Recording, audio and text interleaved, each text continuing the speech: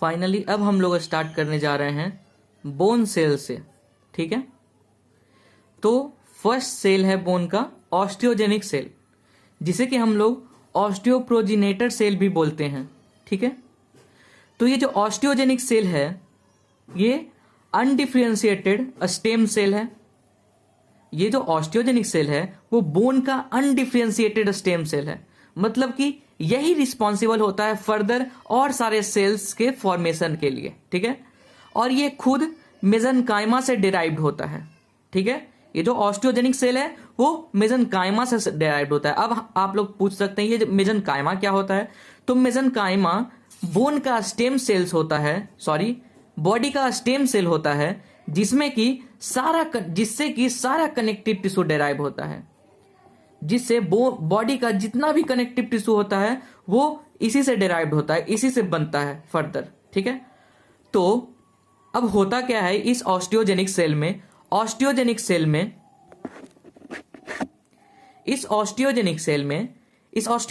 में cell division होती है, और ये सेल में डिवीजन जब होती है तो वो ऑस्टियोब्लास्ट बना देता है।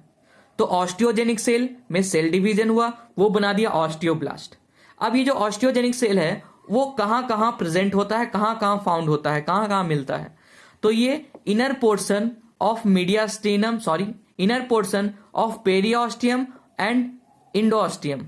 ठीक है, ये पेरिऑस्टियम और इंडोऑस्टियम के इनर साइड में प्रेजेंट होता है, और साथ ही साथ ये बोन के कैनाल्स में भी प्रेजेंट होता है। वैसे बोन्स के कैनाल जिसमें कि ब्लड वेसल्स प्रेजेंट होता है, उस वाले बोन के कैनाल में भी ये प्रेजेंट होता है ऑस्टियोजेनिक सेल्स।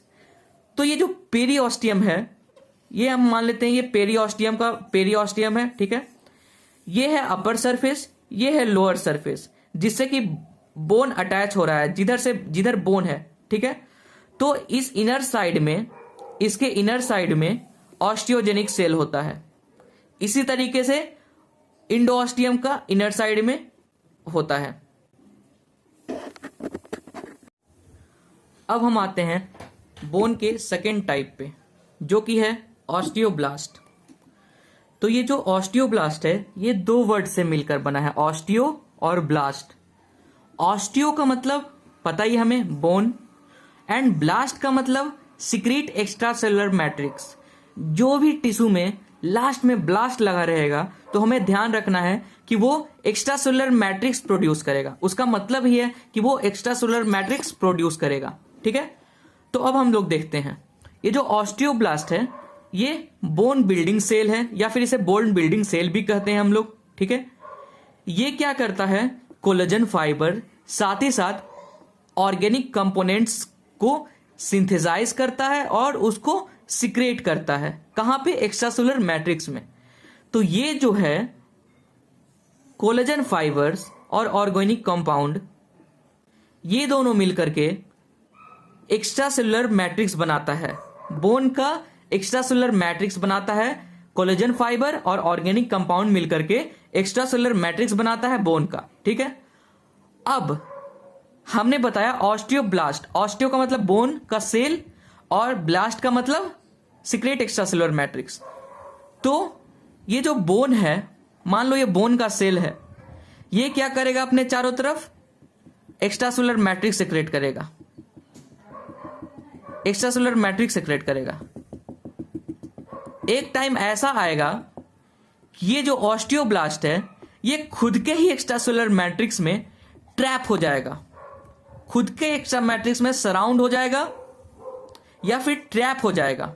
ठीक है, ये क्या होगा फिर से देख लेते हैं। ये जो हमारा ऑस्टियोब्लास्ट था सेल, ये एक्स्ट्रासेलुलर मैट्रिक्स प्रोड्यूस करते गया। एक टाइम ऐसा आया कि ये अपने एक्स्ट्रासेलुलर मैट्रिक्स में, ये जो सेल है अपने एक्स्ट्रासेलुलर मैट्रिक्स में सराउंड हो गया, ट्रैप्ड हो गया, और फिर ये बना दिया ऑस्टियोसाइट। मतलब जब ये ट्रैप हो जाएगा और इसका जो एक्स्ट्रासेलुलर मैट्रिक्स का प्रोडक्शन स्टॉप हो जाएगा तो वो बना देगा ऑस्टियोसाइट, जो कि मैच्योर बोन सेल है। ठीक है, अब है हमारा नेक्स्ट सेल ऑस्टियोसाइट। ऑस्टियोसाइट का फॉर्मेशन हम लोगों ने अभी पढ़ा है, कैसे ऑस्टियोसाइट बना। तो ये भी जो ऑस्टियोसाइट है ये भी दो पार्ट में डिवाइडेड है। इसका name osteo and cyte. Osteo means bone tissue, cyte means end, that means ending, एक तरीके से इंडिंग, क्योंकि यहां पे बोन का मतलब फर्दर इस सेल का सेल डिवीजन नहीं होता, इससे कुछ भी नहीं बनता। और साइट्स का मतलब ये भी होता है, साइट्स जहां भी रहेगा वो क्या करेगा, वो वैसे सेल्स होंगे जो कि टिश्यू के मेंटेनेंस के लिए रिस्पॉन्सिबल होंगे और साथ ही साथ टिश्यू को मॉनिटर करेंगे। ठीक है, तो इसी के साथ मेंटेनेंस के साथ एक इसका फर्स्ट फंक्शन आता है मेंटेन मेटाबॉलिज्म। दैट मीन्स ये जो ऑस्टियोसाइट होता है वो बोन के मेटाबॉलिज्म को मेंटेन करता है। वो बोन के न्यूट्रिएंट्स के एक्सचेंज के लिए, साथ ही साथ वेस्ट के एक्सचेंज के लिए रिस्पॉन्सिबल होता है। ठीक है, और ये जो ऑस्टियोसाइट होता है इसे मैच्योर बोन सेल्स कहते हैं, क्योंकि ये मैच्योर बोन सेल है। ठीक है, इसके बाद इसका ना ही कोई डिवीजन होगा ना ही कोई डिफ्रेंसिएशन होगा। ठीक है, इसमें याद रखना है कि कोई भी सेल डिवीजन यहां पे नहीं होता। यहां पे क्या, बोन के बस और बस ऑस्टियोजेनिक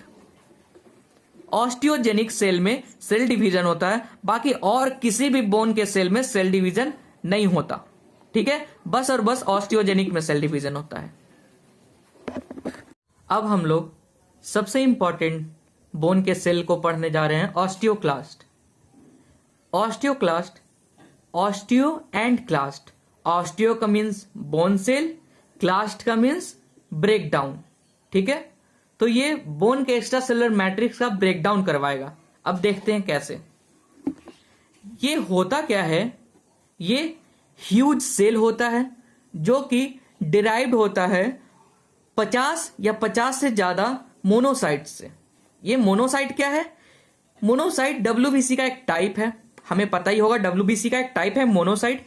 इसी मोनोसाइट के फ्यूजन से ये ऑस्टियोक्लास्ट बनता है। ठीक है, अब ये जो मोनोसाइट होता है वो होता कहां पे, ये जो मतलब ऑस्टियोक्लास्ट है ये इसका फाउंड कहां है, मतलब होता कहां पे। हाँ, तो ये जो ऑस्टियोक्लास्ट है वो इंडोऑस्टियम के ऊपर वाले सरफेस पे होता है, मतलब वो वाला सरफेस जो बोन के तरफ होता है। ये बोन के तरफ का सरफेस, ये उसका कैविटी। तो इस बोन वाले सरफेस के तरफ के साइड में ये ऑस्टियोक्लास्ट सेल होता है। ठीक है, और वहां पर के जो सेल होते हैं इंडोऑस्टियम के साइड वाले सेल वो डीपली फोल्डेड होते हैं। ठीक है, सेल बोल लो या फिर उसका जो प्लाज्मा मेम्ब्रेन होता है, यहां का जो प्लाज्मा मेम्ब्रेन होता है वो डीपली फोल्डेड होता है। ठीक है, अब यहां तक क्लियर है। अब आगे हम आते हैं ऑस्टियोसाइट ब्रेकडाउन कैसे करता है। तो ये जो ऑस्टियोक्लास्ट है वो सिक्रीट करता है लाइजोजाइमल एंजाइम्स। ठीक है, ये क्या सिक्रीट कर रहा है, लाइजोजाइमल एंजाइम्स, साथ ही साथ कुछ एसिड्स को। ठीक है, जो कि डाइजेस्ट करता है एक्स्ट्रा सेलुलर मैट्रिक्स में जो प्रेजेंट होते हैं प्रोटीन और फिर मिनरल्स, इसको डाइजेस्ट करता है। और इस प्रोसेस को रिसॉर्प्शन कहते हैं। तो रिसॉर्प्शन क्या है, break down of extracellular matrix, protein and minerals by the osteoclast is known as resorption. ठीक है, यहां तक क्लियर है। ठीक है, तो आज का वीडियो यहीं पे खत्म होता है। Thank you for watching this video.